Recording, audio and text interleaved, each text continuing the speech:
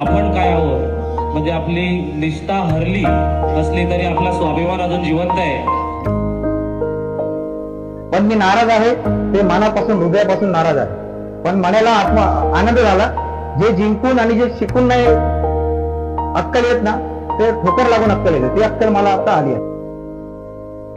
माझ्यासाठी एक गरीब कार्यकर्त्याला ज्या स्लम मधल्या एका कोपऱ्यातून जो येऊन त्याला शहरावर अध्यक्षपद दिलं, त्याला आज माझ्या डोळ्यात अश्रू येत आहेत की तुम्ही जर हे करू शकले नाही. साहेबांनी सगळी ताकद दिलेली होती. अरे तुम्ही एवढे जर लालची झालेले असतील ना सत्तेला, बघा तुम्हाला दाखवून देऊ आम्ही.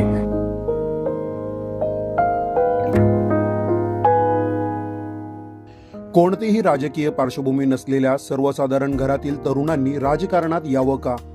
होय, हा सवाल आज ठाणे शहरात उपस्थित झाला आहे. ठाणे महानगरपालिका सार्वत्रिक निवडणूक 2025 मध्ये विविध राजकीय पक्षांनी कर्तृत्ववान व होतकरू तरुण उमेदवारांना डावलल्याची चर्चा राजकीय वर्तुळात रंगू लागली आहे. पक्ष संघटनेत सक्रिय असतानाही उमेदवारी देताना अनुभव व घराणेशाहीला प्राधान्य दिल्याने अनेक तरुण नेत्यांमध्ये नाराजी व्यक्त होत आहे. याचा परिणाम पक्षाच्या भविष्यातील नेतृत्वावर होऊ शकतो, अशी प्रतिक्रिया राजकीय निरीक्षकांकडून व्यक्त केली जात आहे. ठाणे महानगरपालिकेच्या निवडणुकीत यंदाही अनेक वर्ष नगरसेवक राहिलेल्या उमेदवारांना सर्वच प्रमुख पक्षांनी उमेदवारी दिल्याचे चित्र आहे. बदलत्या शहरीकरणाच्या पार्श्वभूमीवर नव्या विचारांचे, नव्या अनुभवाचे नेतृत्व सभागृहात कसे पोहोचणार, असा सवाल नागरिक व राजकीय वर्तुळातून उपस्थित केला जात आहे. तरुण व कर्तृत्ववान उमेदवारांना संधी न दिल्याने महानगरपालिकेतील नेतृत्व बदलाचा मुद्दा चर्चेत आला आहे. निवडणुकीत तिकीट न मिळाल्याने नाराज झालेल्या काही युवा कार्यकर्त्यांनी थेट पक्षश्रेष्ठींना आव्हान देत अपक्ष उमेदवारी अर्ज दाखल केला आहे. तर काही युवा कार्यकर्त्यांनी नाराजी असूनही पक्षात राहून पक्षाशी एकनिष्ठ राहण्याची भूमिका घेतल्याचे दिसून येते.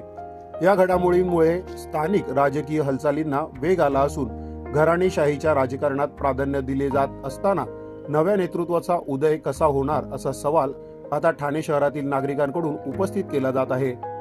निवडणुकीत पुन्हा पुन्हा त्याच चेहऱ्यांना संधी दिल्याने तरुण व नव्या विचारांच्या नेतृत्वाला वाव मिळत नसल्याची भावना नागरिकांमध्ये व्यक्त होत आहे. निवडणुकीत तिकीट न मिळाल्याने नाराज झालेल्या काही युवा कार्यकर्त्यांनी स्थानिक नेत्यांविरोधात उघड रोष व्यक्त केला आहे. तर काहींनी गुरुस्थानी असलेल्या ज्येष्ठ नेत्यांकडे साकडे घालत आपली भूमिका मांडली. निष्ठा हारली असली तरी आम्ही हारलो नाही, असा ठाम विश्वास या नाराज व दुखावलेल्या युवा कार्यकर्त्यांकडून व्यक्त केला जात असून यामुळेच राजकीय चर्चांना उधाण आले आहे. नेहमी हसत खेळत व जोशात पक्षकार्य करणारी तरुण मंडळी पक्षाने घेतलेल्या भूमिकेमुळे आज माध्यमांसमोर भावूक झाल्याचे चित्र दिसून आले. राजकीय जीवनातील चढ उतार ही पहिली पायरी असली तरी हा प्रसंग भविष्यात या तरुणांना अधिक ऊर्जा व बळ देईल, असा विश्वास व्यक्त केला जात आहे. मात्र पक्षांतर्गत वादाचा फटका नव्या व तरुण कार्यकर्त्यांना बसत आहे हे नक्की.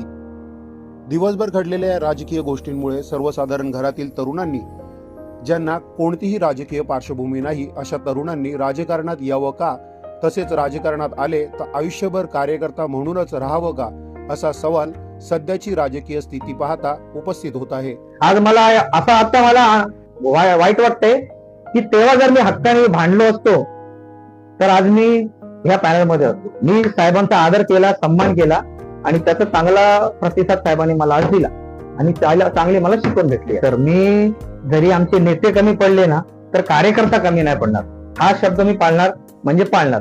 स्लम मधल्या एका कोपऱ्यातून जो येऊन त्याला शहरावर अध्यक्षपद दिलं, त्याला आज माझ्या डोळ्यात अश्रू येत आहेत की तुम्ही जर हे करू शकले नाही. साहेबांनी सगळी ताकद दिलेली होती. अरे तुम्ही एवढे जर लालची झालेले असतील ना सत्तेला, बघा तुम्हाला दाखवून देऊ आम्ही की प्रभाग क्रमांक 3 हा भाजपचा कसा असेल हे दाखवून देणार आम्ही तुम्हाला. आपण काय आहोत म्हणजे आपली निष्ठा हरली असली तरी आपला स्वाभिमान अजून जिवंत आहे. पण आपण टेंबीनाक्याचे आहोत. लढणं हे आपल्या रक्तात आहे. त्यामुळे तुम्ही खरंच साथ देताय तर आपण मी उमेदवारीचा फॉर्म भरायला आता इकडनं जातोय. नाही ना, अपेक्षा असं नाही, काम केलं आपण. त्या कामाचं फक्त आता पुढे काहीतरी रूपांतर करायला चाललंय, बाकी काय नाही. काय पुढे काय ठरवलं आता? पुढे काय लढाईचं ठरवलंय, अपक्ष लढणार काय?